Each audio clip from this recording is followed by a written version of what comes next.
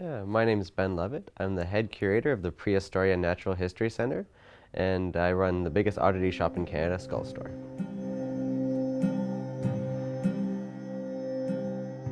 The main objective of our work is to break down the barriers between modern society and the natural world.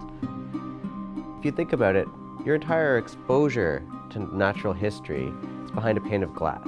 You don't really have a tangible connection to the natural world if you live in a major city.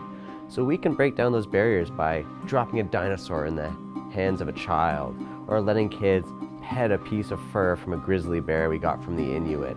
It makes history more real and more relatable, which is something that we feel is critical to getting the new generation into being environmentally conscious and helping us forward our conservation goals overall.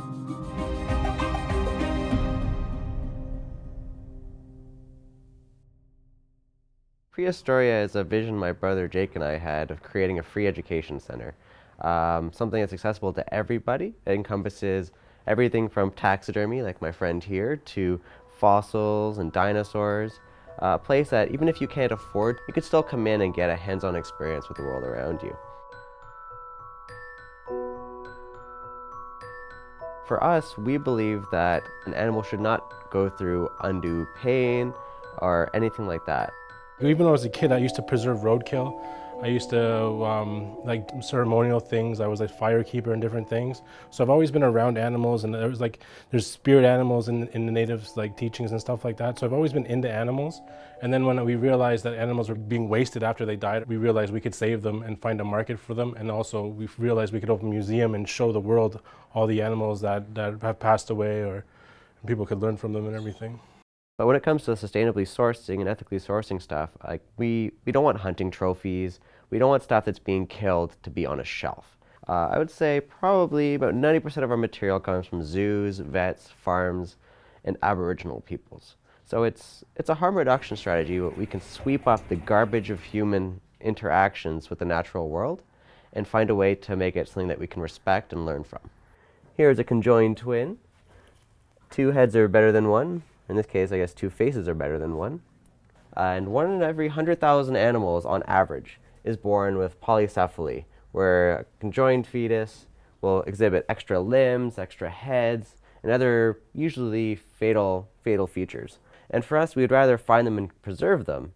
Not only is it a sideshow attraction, it also opens up people's minds to the potentials of genetics and even the field of genetics to start with.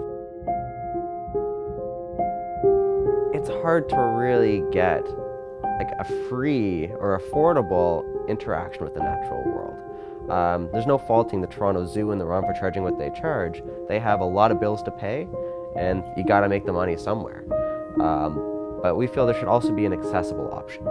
In the neighborhood we're in now, it's a very much so a struggling neighborhood. It has a relatively, for Canada, low literacy level.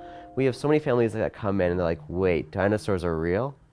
We hear that surprisingly often. We hear that at least a couple times a month. And we're like, yeah, you want proof dinosaurs are real? Here's a piece of one. Here's the egg of one. Here's the skull of one. It creates a context that if you can't afford the ROM or you never went to school, maybe you're missing in your life. And if you don't have that, it's hard to pass it on to your children.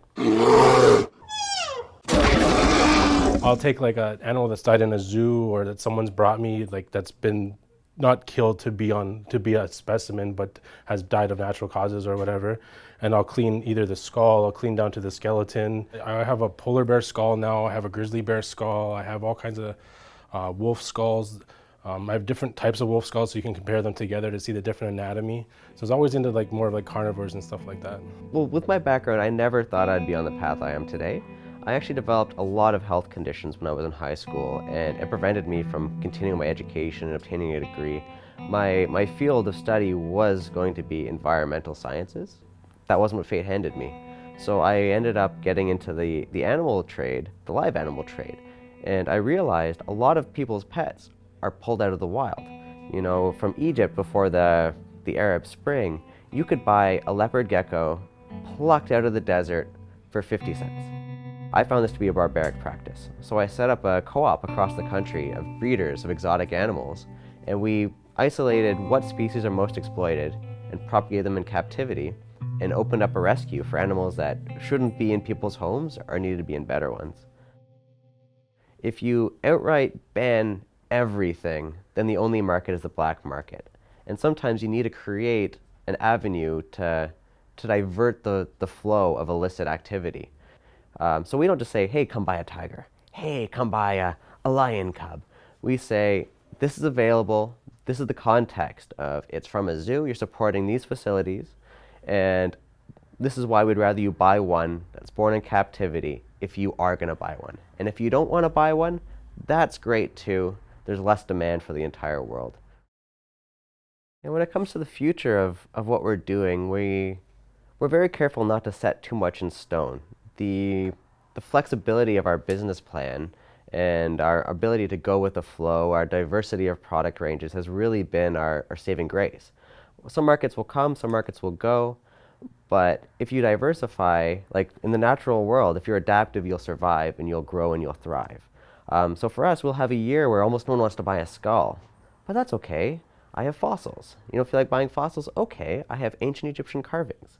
So in terms of where we're growing, we're going to move closer to the subway line. That's more of an imminent goal in the next few months. But we want to have a big retail and education center in Toronto.